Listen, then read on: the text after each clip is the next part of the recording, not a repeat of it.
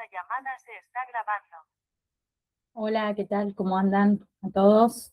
Bueno, vamos a iniciar hoy la clase de lo que son lesiones osteoarticulares. Cuando hablamos de lesiones osteoarticulares nos referimos a las lesiones que se producen por determinada circunstancia en todo lo que tiene que ver con articulaciones, músculos y también huesos.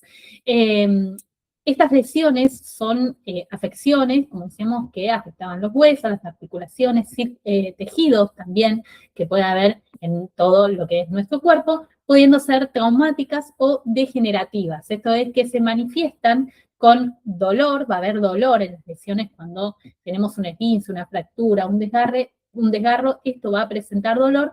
También va a haber inflamación de la zona afectada y una limitación funcional. Esto quiere decir que la persona no va a poder mover la zona afectada o lastimada como lo hace de forma recurrente. Estos son los signos y síntomas que a nosotros nos van a indicar que esta persona tiene algún tipo de lesión en el cuerpo y que ahora cuando aprendamos a identificar cuáles son cada lesión, vamos a poder determinar el tratamiento adecuado también para esta persona. Las principales lesiones osteoarticulares que pueden presentar, o las más comunes, las más conocidas, son fracturas, esguinces, luxaciones, calambres y también desgarros. Ante cualquier duda que nosotros tengamos en cuanto a ver si es una fractura interna, si es una fractura externa, si sospecho que puede estar teniendo un esguince o una dislocación, cualquier duda que yo tenga porque la lesión sea sospechosa, pero no me puede dar a mí un diagnóstico determinado, yo siempre lo voy a tratar como una fractura.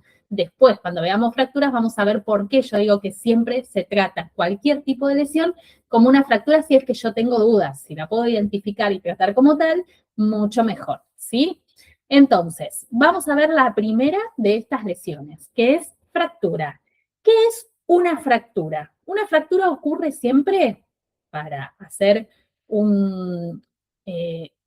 para hacer una descripción generalizada cuando se rompe un hueso, ¿sí? Cuando hay una rotura del hueso, se presenta una fractura. Puede ser total o puede ser parcial. ¿Esto qué quiere decir? No sé si escucharon la palabra fisura. Bueno, fisura es cuando el hueso se rompe, pero no se termina de quebrar, ¿sí? Es como que se hace una marca sobre el hueso. Entonces, eso es cuando es una fractura parcial, o fractura total es cuando el hueso directamente se rompe de extremo a extremo, o en el medio del hueso también puede presentar fractura. Puede causarla una caída, un golpe fuerte, a veces un movimiento con torsión, o sea, yo me tuerzo el tobillo, sí, y me esguinzo, pero acompañada de la lesión del esguince puede presentar una fractura en el hueso. Nunca tenemos que descartar, por eso ante la sospecha de esta lesión es que siempre vamos a tratarlo como si fuera una fractura, ¿sí? Puede ser, esto decíamos, cuando se produce una torsión, que es que se tuerce o se dobla alguna articulación, que es una contracción violenta de un músculo. Yo voy corriendo, ¡tuc!, me doblé el tobillo y ante la sospecha de que puede estar este esguince acompañado de alguna otra lesión, lo puedo estar tratando como una fractura tranquilamente, ¿sí? La mayoría de las veces se requiere una fuerza considerable para que el hueso se rompa. No es que si yo lo toco así el hueso o lo hago así, el hueso se va a romper, sino que necesita una fuerza determinada porque los huesos son fuertes. Entonces, si no es un golpe fuerte o una torsión fuerte, probablemente el hueso no se fracture, ¿sí? Pero tengamos en consideración que en los niños y en los ancianos los huesos son más débiles, o sea que ellos sí son más propensos a que una caída o una torcedura le produzca este rompimiento parcial o total del hueso, porque ellos son más frágiles, ¿sí? La fractura, ¿cómo se clasifica? Bueno, la fractura puede presentarse como fractura abierta o como fractura cerrada. La fractura abierta nos referimos cuando hay una ruptura, ¿sí?, del tejido y de la piel, o sea que este hueso sale al exterior, atraviesa la piel y atraviesa todos los músculos, los nervios que hay en el medio, rompe y sale al exterior. ¿Qué quiere decir? Que esta fractura abierta es visible. O sea que si yo veo, como acá tengo en la imagen, ese pedacito de hueso para afuera, es una fractura evidente, ahí yo ya no tengo sospecha de qué tipo de lesión hay porque la estoy viendo, ¿sí? El hueso rompió el tejido y salió al exterior. Eso es una fractura abierta o una fractura también, como se conoce, fractura expuesta, ¿sí? Estas fracturas hay que inmovilizarlas correctamente porque después esta persona va a ir a recibir en el ámbito hospitalario todo lo que son los estudios que respecta para que el cirujano traumatológico pueda operar y llevar el hueso a su lugar. Y además ver si necesita algún tipo de prótesis, tornillo, fédula interior o algo que se le tenga que poner en el momento de la cirugía. Hay que controlar la hemorragia, si es que existe. Vieron que en la imagen vemos que hay sangre. Entonces, después cuando veamos vendaje, vamos a ver que la fractura expuesta, ¿sí? O la fractura abierta también se cubre para controlar una hemorragia. Lo que no se hace en el vendaje es generar una tracción o apretarlo fuerte, porque si yo lo aprieto fuerte, ese hueso va a tener un movimiento e incluso lo puedo romper más de lo que está roto el hueso de por sí. Y obviamente en toda fractura expuesta, fractura abierta, hay que solicitar urgente una ambulancia o hay que inmovilizar y trasladar al centro asistencial más cercano al domicilio o al lugar donde esté la persona para que sea atendida por profesionales médicos cirujanos en el lugar para poder asistirlo como corresponde. Estas lesiones acá tenemos que estas lesiones obviamente van a evitar el movimiento porque la persona va a presentar dolor, como dijimos antes, va a presentar inflamación y además no va a poder mover el miembro porque como está roto el hueso va a tener una limitación del movimiento, pero como decíamos, las fracturas abiertas o expuestas son fáciles de corroborar, ¿sí? O de diagnosticar, entonces el tratamiento lo vamos a poder hacer de una forma mucho más rápida y mucho más rápida también el diagnóstico y la identificación para poder saber cómo tratarla. Diferente es de las fracturas cerradas, que como vemos en la imagen, si bien hay una deformación del hueso, nosotros en el cuerpo anatómicamente somos todos iguales. Entonces sabemos que nuestro dedito, el hueso del dedito va a lo largo, ¿sí? Que después tenemos otro hueso que conecta con lo que es la muñeca, ese hueso va a lo largo del brazo, del antebrazo, ¿sí? Me conecta después con la articulación del hombro. Por eso es que nosotros en nuestro esqueleto estamos todos unidos. Conociendo cómo es nuestro esqueleto humano, cómo es el esqueleto humano, podemos identificar más fáciles las fracturas. Yo después les voy a preparar una imagen de un esqueleto completo también para pasárselo, para que ustedes puedan ver, quienes no vieron nunca un esqueleto, cómo están conformados y cuál es la fuerza de los huesos, la forma, perdón, de los huesos en cada parte de nuestro cuerpo. Las cerradas decíamos que hay una deformidad, quizás al tacto es más difícil de sentirlo. ¿Se acuerdan cuando nosotros hacíamos la valoración secundaria que yo les dije, toquen el hueso y síganlo para ver que si yo toco el hueso y acá me presenta una montanita o este hueso se me va para adentro, yo ya sé que estoy ante la sospecha. Acuérdense que nosotros como paramédicos o como primeros respondientes, toda persona que recibe o que realiza la primera atención de una víctima no diagnostica. El único que diagnostica son los médicos, ¿sí? Y en el ámbito hospitalario con los estudios correspondientes. Entonces nosotros siempre vamos a hablar de una sospecha de fractura, una sospecha de esguince, una sospecha de luxación. Yo sospecho que tiene fractura. Eso es todo lo que yo tengo que decir, ¿sí? ¿Y por qué voy a sospechar? Porque yo toco y este hueso que tiene que ir derechito, yo voy a notar una deformidad, ya sea que se hace una montanita y sale, como en la imagen que estamos viendo, que hace una montanita y sale, ¿sí? O que se me desplaza para un lado, se me desplaza para el otro. De esta manera yo puedo sospechar o tener un diagnóstico primario de que esta persona está teniendo una fractura interna o una fractura cerrada. El hueso se rompe, sí, pero la piel permanece intacta. Esto quiere decir que a diferencia de la fractura expuesta o abierta, el hueso no sale, en la fractura cerrada no sale al exterior, ¿sí? Suele presentar dolor, obviamente, como la fractura expuesta, suele haber también inflamación, hay una deformidad del miembro, puede o no aparecer hematoma, ¿sí? Por la rotura justamente de los vasos sanguíneos internos, se hace un moretón en la zona, Y obviamente como en la fractura también abierta va a tener una dificultad para poder mover esa parte del miembro afectado o fracturado.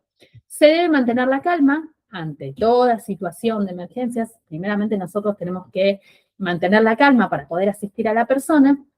Hay que realizar las inmovilizaciones correspondientes. Si nosotros no tenemos fédulas, hay maneras de improvisar, realizando fédulas improvisadas, sobre todo en la vía pública, que se pueden hacer con cartón, que se pueden hacer con los palitos de los bajo lengua, que conocemos, sobre todo si yo tengo que realizar una fédula improvisada, la fédula es, no sé si alguna vez vieron, esa barrita de metal medio acolchonada que le ponen a un dedo, cuando se fisura, cuando se esguinza o cuando se fractura, para generar una inmovilización. Bueno, eso también lo podemos realizar con los bajo lengua, que es una fédula improvisada por lo menos para inmovilizar la zona afectada y trasladar a la guardia. Después vamos a ver cómo también podemos realizar una bota improvisada para inmovilizar lo que es la parte del tobillo y de la pierna en caso de ser necesario, ¿sí? Entonces, inmovilizamos justamente para no mover la extremidad al momento de trasladar a la víctima o por lo menos para estabilizarla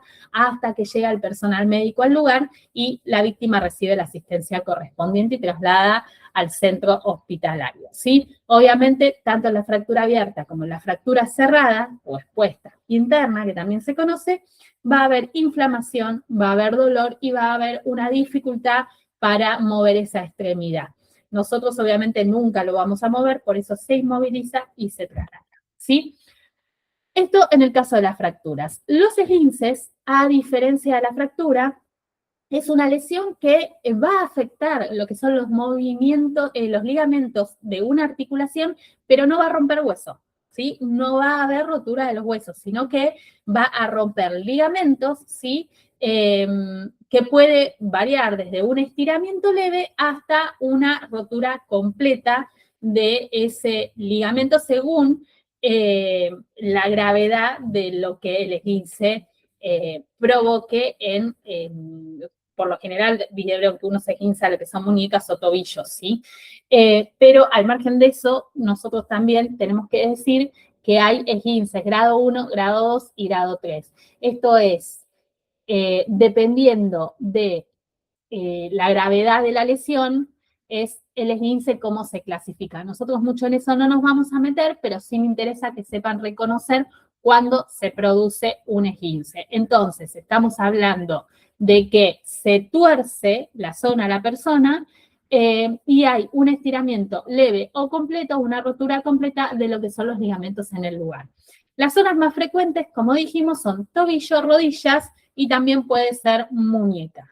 Bien, los esguinces, ¿cuál es el tratamiento? O sea, las características son, va a haber dolor, como en la fractura, va a haber inflamación, también como en la fractura, va a haber dificultad. Fíjense que tanto en las fracturas como en los esguinces estamos teniendo los mismos signos o síntomas de la persona, ¿sí? Va a haber dificultad para mover lo que es la articulación afectada y va a haber una sensación de inestabilidad, porque si la persona quiere pisar con el tobillo esguinzado, se le va a querer ir de un costado porque no va a poder hacer la fuerza completa. En este caso, como decimos, los esguinces se diferencian de la fractura porque si bien los síntomas son los mismos, no hay rotura del hueso, ni total ni parcial como pasaba en las fracturas. ¿Qué tenemos que hacer en los esguinces? ¿Se acuerdan que en las fracturas dijimos inmovilizar? No podemos hacer más nada. Inmovilizar y trasladar. Y controlar hemorragia en la fractura abierta en el caso de que la hubiera, ¿sí? En los esguinces tengo que mantener el reposo del miembro afectado. Yo voy a realizar un vendaje para que sostenga la parte de la articulación. Si lo van a hacer con venda elástica, fíjense de no traccionar, de no apretar mucho la venda para que no corte la circulación. Pero sí tiene que estar ajustada lo suficiente para limitar el movimiento de esta persona. Si igual yo puedo inmovilizar la zona porque lo quiero trasladar a un centro asistencial, también inmovilizo con esas fédulas improvisadas que decíamos. Pero si no, con una venda elástica, ¿sí? Dándole una sujetación leve, pero no traccionando demasiado para que no corte la circulación, yo limito el movimiento de ese tobillo, de esa muñeca, para poder después llevarlo a un médico y que le hagan una plaquita justamente para descartar que no esté nada roto en su interior. ¿Sí? En los esguinces sí podemos aplicar frío. Ojo con el hielo al momento de aplicarlo. Si tienen los geles, mucho mejor aplico los geles, pero si no tienen los geles, el hielo nunca se pone de forma directa en la piel, porque como hablamos en el capítulo de las quemaduras, si yo pongo el hielo directo sobre la piel, el hielo provoca una quemadura, porque es hielo que yo pongo directamente sobre la piel, me provoca una quemadura, el hielo quema, ¿sí? Entonces lo que hago es, lo envuelvo en un trapo y de esa manera, en un trapo, en una media, en una remera, lo que tengan a mano en ese momento, procurando lo posible que esté limpio, ¿sí? Y de esa manera yo lo pongo sobre la zona afectada y el miembro lo tengo que elevar. Si es un tobillo y la persona la pongo en reposo, le pongo una almohada abajo del tobillo para que me quede levemente elevado. Si es una mano, ¿sí? Lo mismo, le pongo una almohada para que quede levemente elevada mientras recibe el hielo. El hielo se coloca entre 10, 15 minutos, no más que eso, porque lo que nosotros queremos hacer y lograr con el hielo es desinflamar y a la vez calmar un poco el dolor de la persona. Entonces, de 10 a 15 minutos y lo vuelvo a repetir a las 4 horas aproximadamente. O sea que entre 3, 4 veces por día, la persona debe recibir hielo por lo menos el primer día para que empiece a desinflamar la zona. Después, cuando lo lleven al médico, le hagan la placa, seguramente el médico indique algún desinflamatorio por vía oral y después, según la placa, le dirá qué indicaciones tiene que seguir y si necesita o no rehabilitación kinesiológica para ese miembro afectado. ¿Sí? ¿Cuál es la diferencia ahora si tenemos que hablar de las luxaciones? La luxación, y esto es notorio cuando hay una luxación, no sé si escucharon hablar de se me luxa el hombro. Hay personas que son hiperlaxas y que son más propensas a que se les luxe o se les salga, se disloque el hombro del lugar. Esas personas por lo general, y no está recomendado, pero lo hacen, porque son propensas a que le pasen, se llevan la articulación a su lugar de forma como involuntaria, ¿no? Ya están acostumbrados a hacerlo. Pero ¿qué pasa si yo me encuentro frente a una persona que se lesionó y tiene un hombro luxado, tiene un dedo luxado, tiene la cadera luxada, ¿sí? ¿Cómo lo reconozco y cuál es el tratamiento?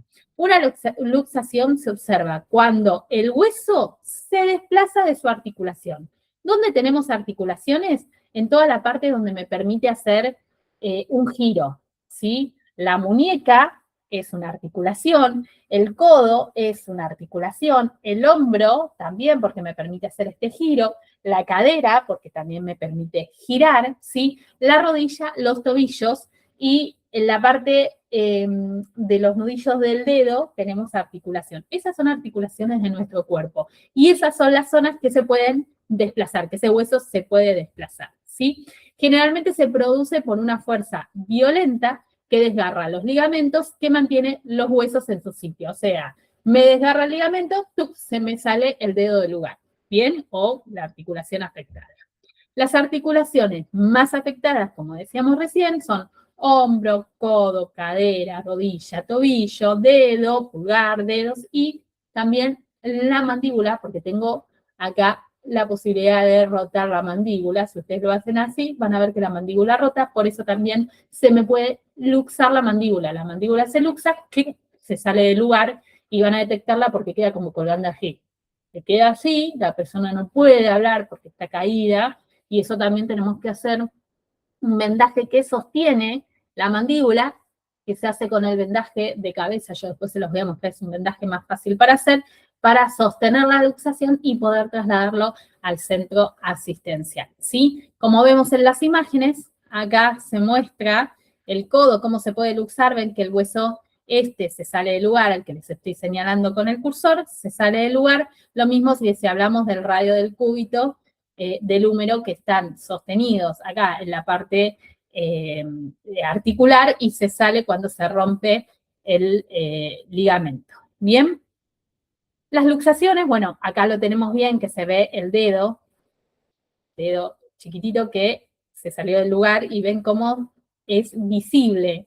La luxación lo voy a poder observar, igual que el hombro cuelga, si se luxa, al hombro si se luxa, el miembro, lo vamos a ver cuando veamos vendaje, pero la mano se lleva a la altura del corazón o lo más cerca del cuerpo posible y se hace un cabestrillo para poder trasladar al centro asistencial. Las luxaciones sí o sí se trasladan a un centro asistencial para que sea un traumatólogo o un médico de guardia que le coloque la articulación en su lugar. Ustedes jamás coloquen un hueso en su lugar. ¿Cuáles son las características? Fíjense que van a ser lo mismo que el esguince y que las fracturas. ¿Hay dolor? Sí, hay dolor.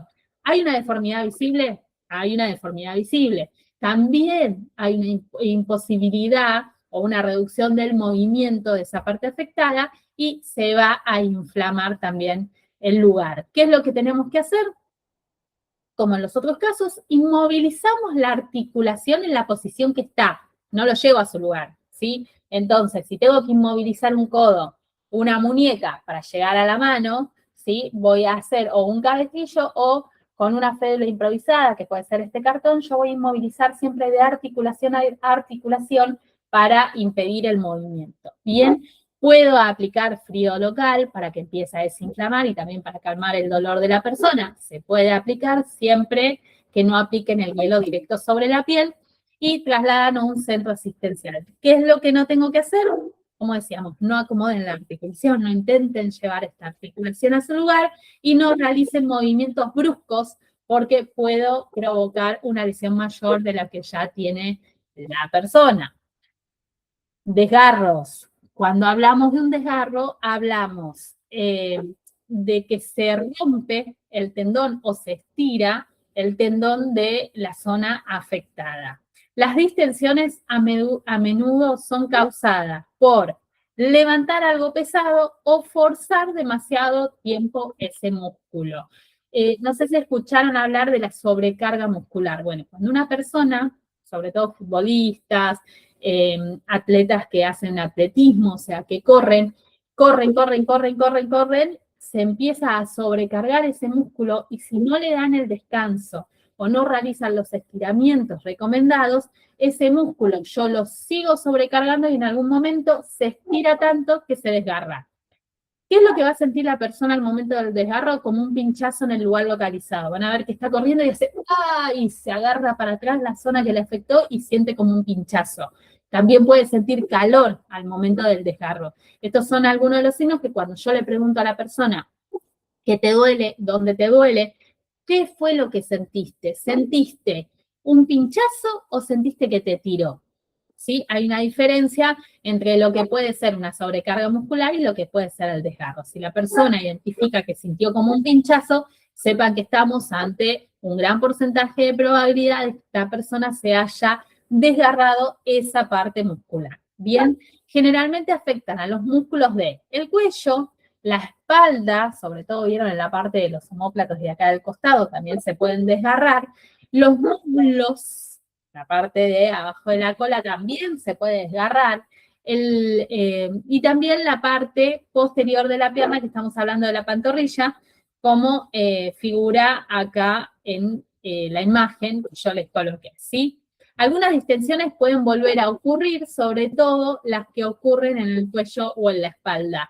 Pero esto es siempre que no estén bien atendidas, ¿sí?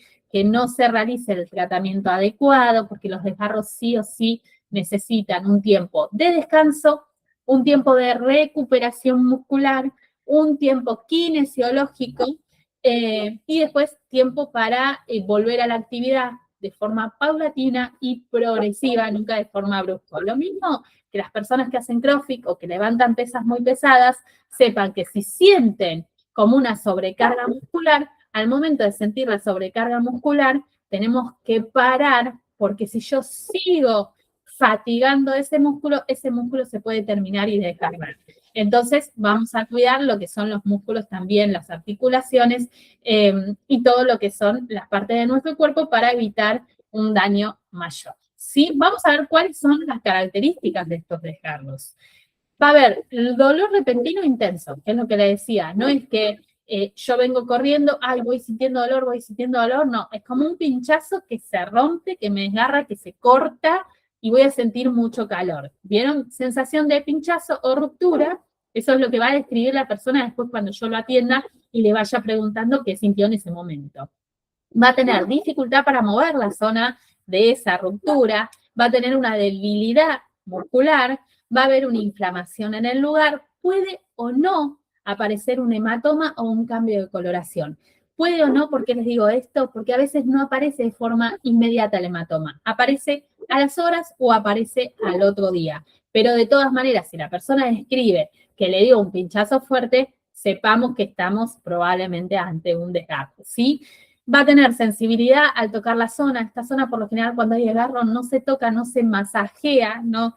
Hay mucha gente que atiende lo que son sobrecargas musculares en pleno partido, por ejemplo, y le quieren con alguna crema aflojar esa sobrecarga, sin saber que pueden estar ante un posible desgarro. Entonces, si yo toco la zona, lo voy a lesionar más y después la persona va a quedar tan dolorida que no va a poder volver a entrar a jugar de ninguna manera, ¿sí? Porque va a tener mucha sensibilidad y mucho dolor.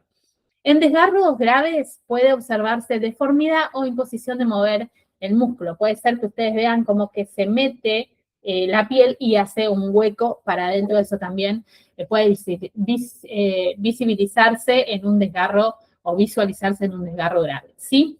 ¿Qué tenemos que hacer? Importantísimo. Debemos inmediatamente detener o limitar lo que es el movimiento o el esfuerzo. O sea, le decimos, listo, está fuera de actividad. Yo sé que en deportes escuchar esto para los deportistas es como muy fuerte, pero lo tenemos que llevar al descanso obligatorio, ¿sí? No puede continuar ni levantando peso, ni corriendo, ni jugando al fútbol, ni jugando al vóley, ni haciendo la actividad que esté haciendo en ese momento porque necesita reposo y atención inmediata.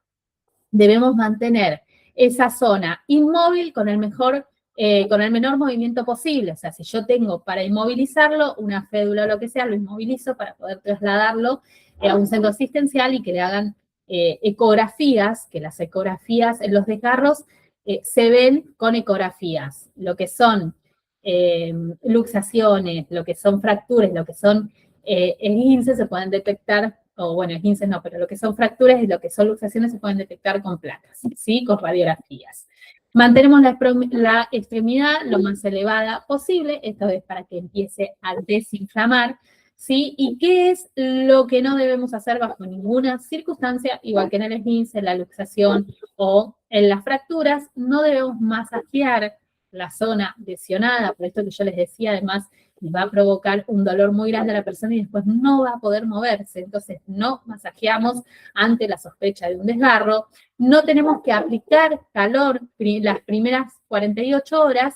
Después sí, se aplica calor en el desgarro, que eso ya lo van a hacer en los centros de recuperación kinesiológica, pero las primeras 48 horas se aplica también en lo que es frío para empezar a desinflamar la zona, ¿sí? Y no intentar acomodar el músculo. Si ustedes ven que tiene como un hundimiento, no intenten llevar a acomodar esa parte, no lo tienen que tocar directamente, lo inmovilizo, lo traslado con el miembro elevado si se puede, sino como está, y después en el centro asistencial recibirá la asistencia correspondiente.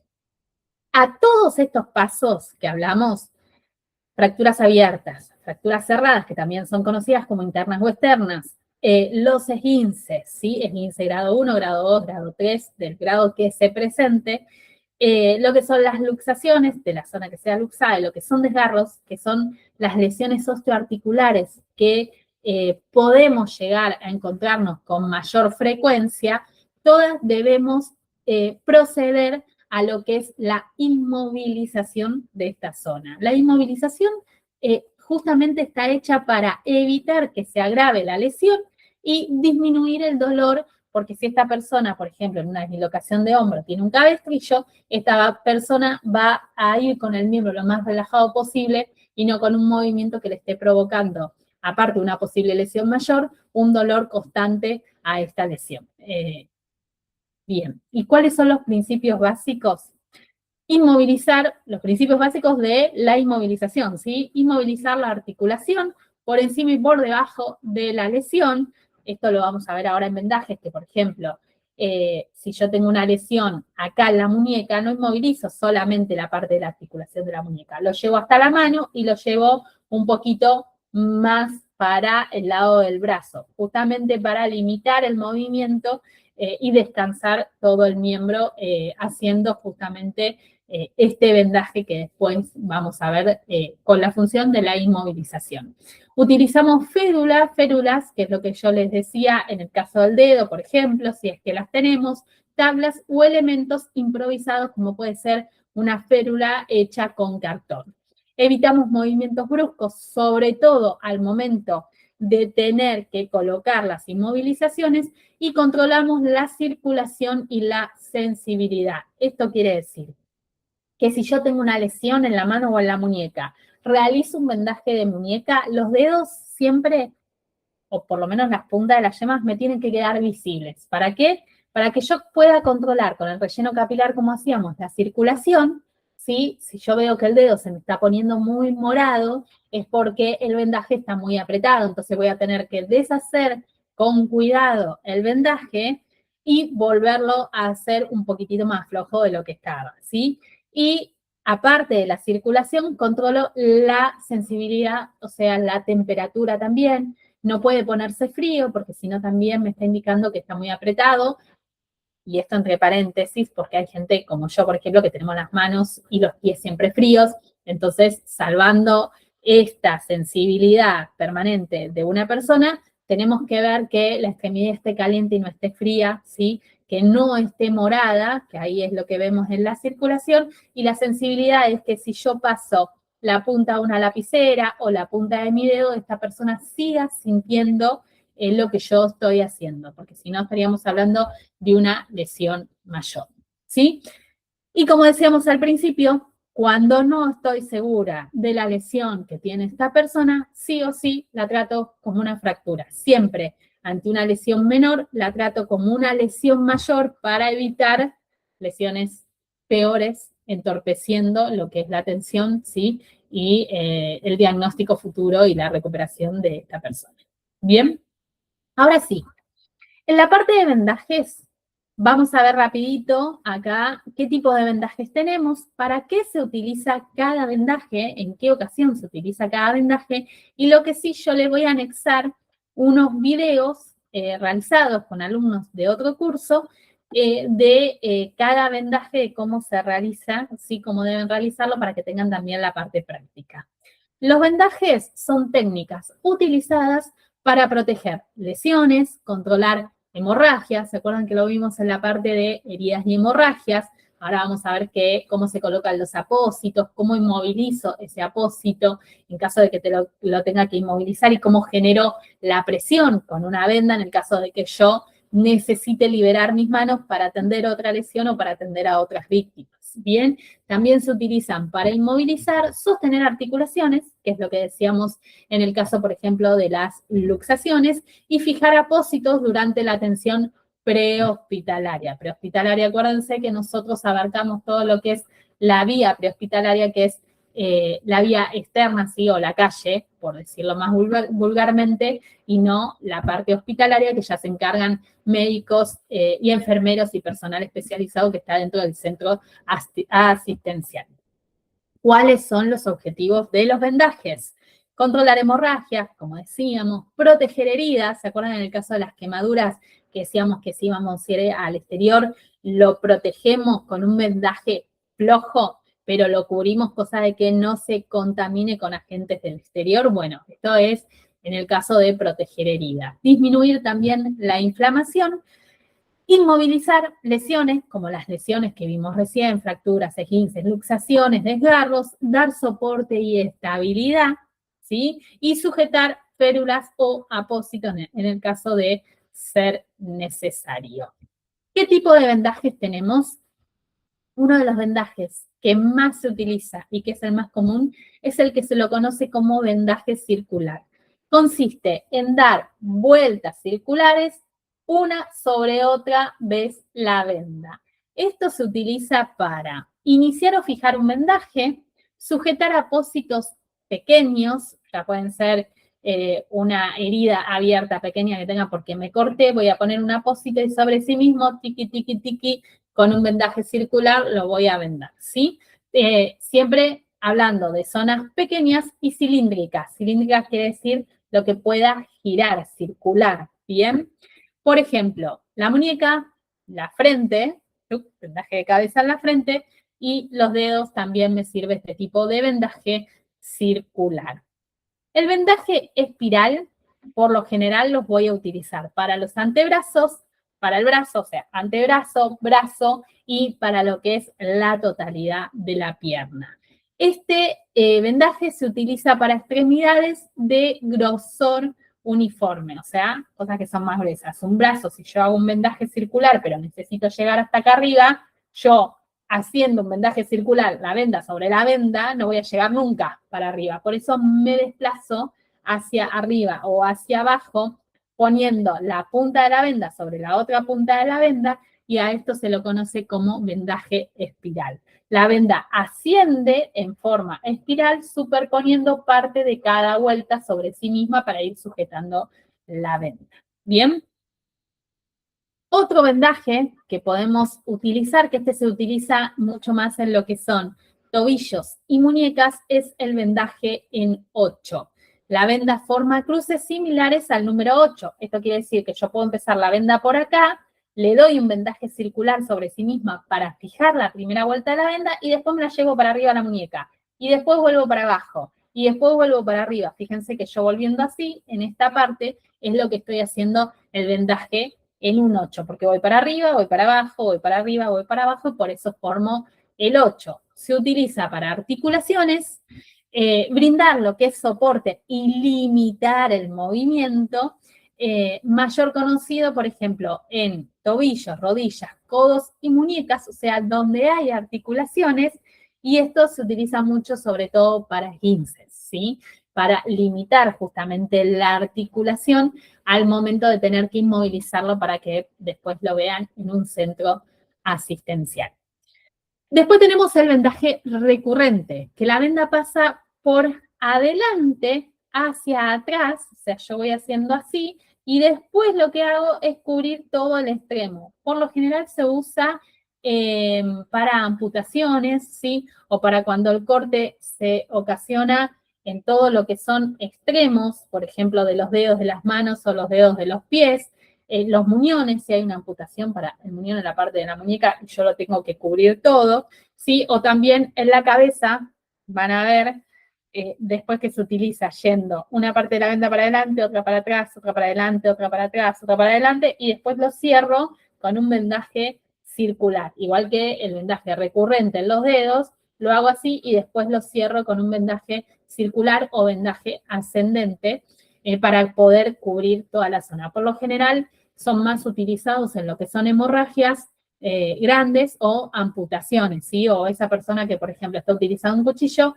y se rebana, corta parte de la falange o el extremo este de la falange y necesito hacer una compresión con un apósito y después un vendaje recurrente para parar lo que es la hemorragia. Después tenemos el vendaje triangular o cabestrillo, que lo van a ver también en el video que les paso, que se realiza con una venda triangular. Si yo tuviese una venda ancha, porque si no es muy difícil hacerlo, y si no, con un panuelo, también una chalina, se puede hacer el cabestrillo. También tenemos otras formas de inmovilizar, en el caso que necesite inmovilizar, que es con la parte inferior de la ropa de una remera o un buzo, en lo posible si lo tengo lastizado para poder inmovilizar el miembro. Este tipo de cabestrillo se usa, por ejemplo, si la persona tiene un esguince en muñeca o una fractura, yo primero tengo que inmovilizar la zona, hacer un vendaje ascendente o un vendaje en 8, depende de la zona afectada, y sumarle un cabestrillo, porque esta persona va a presentar dolor. Si yo le sumo cabestrillo, esta persona puede relajar la parte afectada con el cabestrillo, ¿sí? Obviamente, como decíamos, se utiliza para sostener e inmovilizar miembros superiores. Los brazos, sobre todo, brazo o antebrazo y muñeca. Ejemplo, fractura de brazo, luxaciones de hombro, que también utilizo el cabestrillo, y lesiones que también pueden ser en la clavícula que también utilizo un cabestrillo. ¿Ven cómo tiene esta chica en la imagen? Fíjense que en la mano tiene una venda con un vendaje en 8 y un vendaje ascendente después en la parte del antebrazo y le suman un cabestrillo para relajar la parte de la extremidad o el miembro afectado. Vendajes compresivos aplican presión directa sobre una zona. Estos son utilizados más que nada para controlar hemorragias o disminuir un edema que se utiliza mucho en las personas que tienen varices también, por ejemplo, o en las personas que tienen, que se les forma un edema por un moretón muy grande. Tengo que hacer un vendaje de presión directa en la zona para que disminuya, ¿sí? No ajustar demasiado para evitar comprometer la circulación. Como decíamos, por más que tenga que ser compresivo, no es cortante de circulación. Yo voy a traccionar y apretar, pero siempre controlando la yema de los dedos, la punta de los dedos o la punta del pie, en ese caso de que fuera en la parte del pie o en la parte de la pierna, para controlar la circulación siempre hacia la extremidad. ¿Bien? Cuidado y precauciones en vendaje. Verificar siempre circulación antes y después del vendaje. Acuérdense, ¿sí? No colocar demasiado apretado, justamente por el tema de la circulación, para no impedir, para no cortar la circulación. Controlar el color, la temperatura y la sensibilidad distal. La sensibilidad distal es lejos de la parte afectada, o sea, si yo tengo un corte acá, van a ser los dedos, si yo tengo un corte en la pierna, van a ser los dedos y la planta del pie. Bien. Controlar color, temperatura y sensibilidad. El color ya lo dijimos, que no se ponga morado. Temperatura, que esté caliente, que no se ponga muy frío. Y sensibilidad, esto que si yo le paso con una lapicera, esta persona siga teniendo una reacción o por lo menos me diga a mí que cuando yo paso la lapicera está sintiendo lo que yo estoy haciendo. Mantener la zona cómoda e inmovilizada. Esto es una de las funciones también de los vendajes para que la persona no sienta recarga sobre la lesión y no se le amplifique el nivel de dolor que ya tiene. Y si hay aumento del dolor, aflojar un poco el vendaje para que relaje. Bien, cualquier duda, cualquier consulta, siempre decimos que me escriben por privado. De todas maneras, yo les voy a juntar los videos de cada una de este tipo de vendajes para que ustedes vean la parte práctica y sepan cómo realizarlo al momento de tener que hacerlo. Le pido por favor que en sus hogares practiquen los vendajes, agarren siempre un muñeco si no tienen una persona cercana con quien hacerlo y practiquen todos los vendajes como deben hacerse.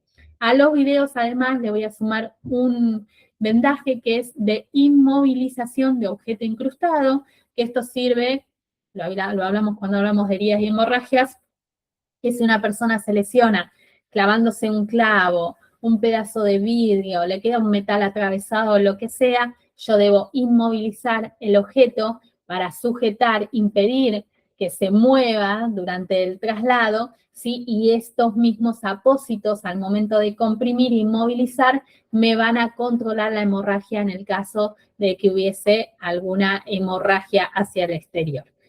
Cualquier duda, cualquier consulta, me preguntan y nos vemos en la próxima clase. Muchas gracias a todos.